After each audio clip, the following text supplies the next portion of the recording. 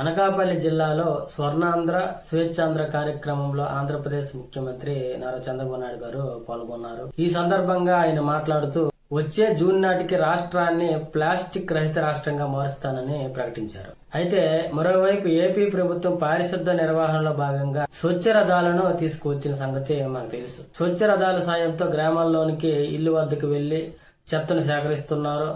అలాగే చెత్తకు బదులుగా సరుకులను ఉచితంగా అందిస్తున్నారు. ఈ స్వచ్ఛ రథం ప్రాజెక్టు ప్రయోగాత్మకంగా కొన్ని చోట్ల ప్రవేశపెట్టారు. ఆయా ప్రాంతాల్లో మంచి స్పందన లభించడంతో ప్రస్తుతం 26 ఈ స్వచ్ఛ రథాలను ఏర్పాటు చేశారు. అయితే ఈ సందర్భంగా అవసరమైన 100 ప్రాంతాల్లో స్వచ్ఛ రథాలు ఏర్పాటు చేసి పొడి చెత్త సేకరిస్తామని చంద్రబాబు నాయుడు గారు ప్రకటించారు. ఇకపై పొడి చెత్త వీధుల్లో వేయడం మానుకోవాలని, పొడి చెత్తకు కూడా డబ్బులు ఇస్తామని చంద్రబాబు నాయుడు గారు ప్రకటించడం జరిగింది. రోడ్లు కూడా మనవే అని ప్రజలు గుర్తించుకోవాలని అయితే చెప్పడం జరిగింది.